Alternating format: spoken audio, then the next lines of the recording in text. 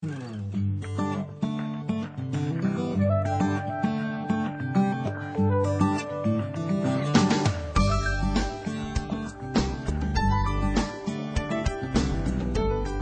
힘이고 경쟁력이 되던 시대에서 상상력과 창의력이 핵심 경쟁력이 되는 시대. 많은 학자들은 21세기를 이렇게 진단합니다.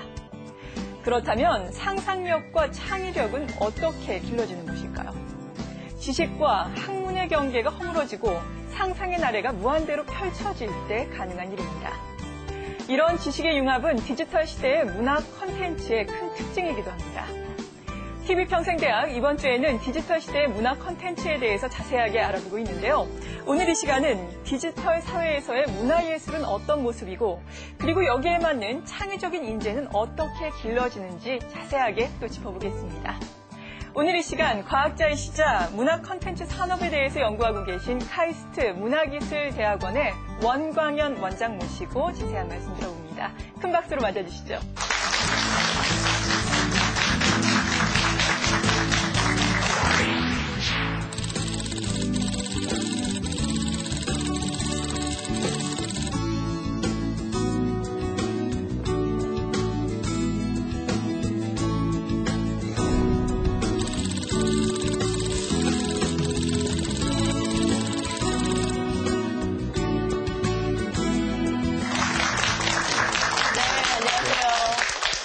제가 앞서서 21세기의 핵심 키워드는 상상력과 창의력이다라고 말씀을 드렸는데 이 상상력과 창의력 하면 떠오르는 인물이 제임스 카메론 감독이라든지 그리고 애플의 스티브 잡스가 아닐까 싶거든요. 어떻게 보십니까?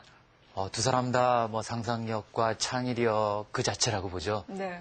예, 근데 그 두 사람을 우리가 모델로 하고 저렇게 됐으면 좋겠다 하는 건 뭐 당연한 일일 것 같은데 사실 그 두 사람처럼 뭐 되면 좋겠으나 꼭 그 두 사람이 우리의 그 또 모델을 또 그 두 사람의 초점을 맞출 필요는 없을 것 같아요.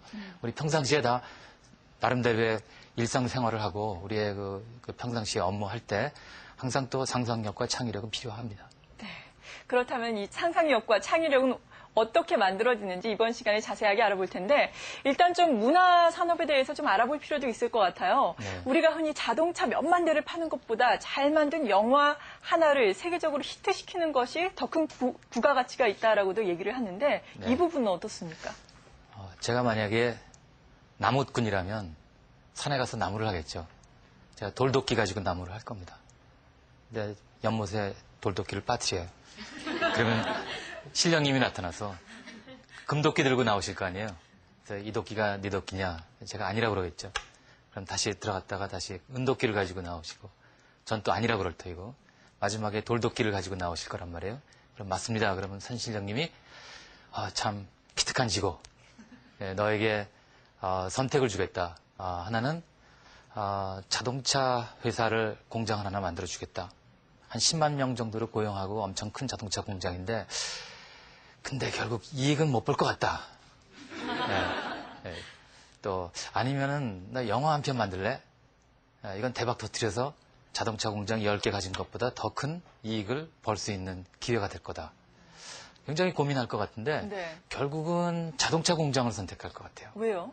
왜냐하면은 단순 우리가 경제적으로나 또 어떤 사회적으로나 개인적으로나 단순 이익만 가지고 모든 게 해결되는 건 아니잖아요. 그렇죠? 10만 명을 고용을 하고 그 사람들에게 일자리 주고 또 그 경제가 돌아가게 만들고 또 수많은 또 하청업체들이 같이 또 전체 어떤 그 사회에 미치는 또 영향력도 있고 반면 영화는 불과 몇 사람의 정말 창의력 가진 사람들이 모여서 만들어서 그 히트치면 정말 대박 터뜨리면 큰 돈을 벌잖아요. 근데 사람마다 그 선택은 틀릴 것 같아요. 그러나 우리 사회에서 사실 좋은 답은 둘 다 필요합니다. 하겠죠. 네, 둘 다 필요할 텐데 요즘에 특히 더 강조되는 것은 창의력이 있는 이런 문화 산업이 아닐까 싶은데요. 네. 그렇다면 이런 창의력 있는 인재들은 어떻게 길러지는지 이러한 복잡한 사회에서 우리는 어떻게 살아남아야 할지 오늘 이 시간 좀 자세하게 짚어보겠습니다. 지금부터 함께 보시죠.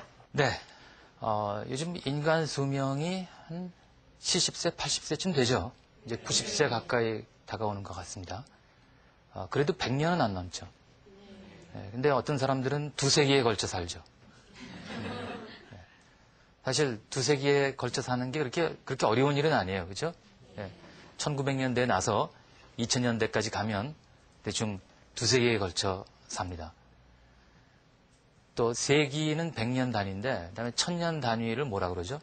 영어로는 그걸 밀레니움이라고 하죠. 그러면 보통 인간 수명이 한 7, 80년이니까 한 밀레니엄 중에 일부에 살잖아요. 근데 재수가 좋으면은 두 밀레니엄에 걸쳐 살죠. 2000년에 걸쳐 사는 그런 사람도 있습니다. 저희가 그렇죠. 대충 1900년대에서 2000년대로 가니까 대충 2000년에 걸쳐 우리 삽니다.